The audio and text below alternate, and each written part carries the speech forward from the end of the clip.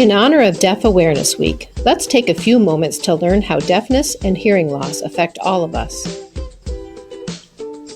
According to the World Health Organization, approximately 466 million people worldwide have disabling hearing loss. With statistics like these, it's very possible that you will encounter someone with severe hearing loss during your lifetime. It may even be you.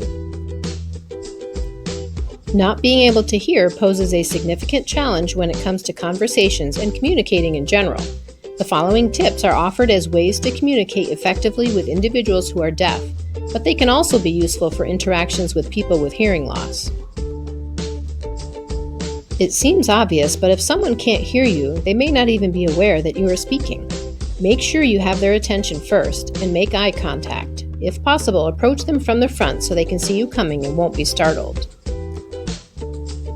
Since most deaf or hearing impaired people rely on visual cues to aid in communication, conversing in a well-lit area is very important.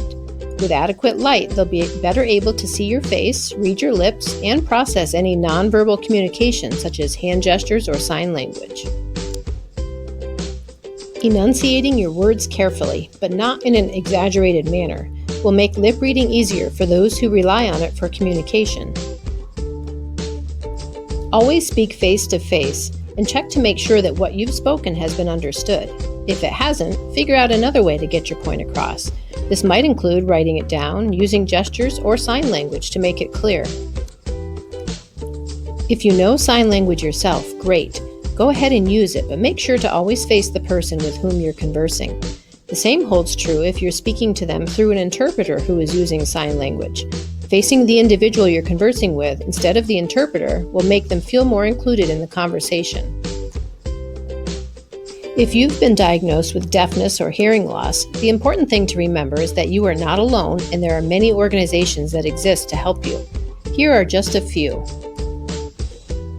The National Association for the Deaf focuses on improving the quality of life for deaf or hearing impaired individuals, while the Alexander Graham Bell Association works with both adults and children who are deaf or have hearing loss.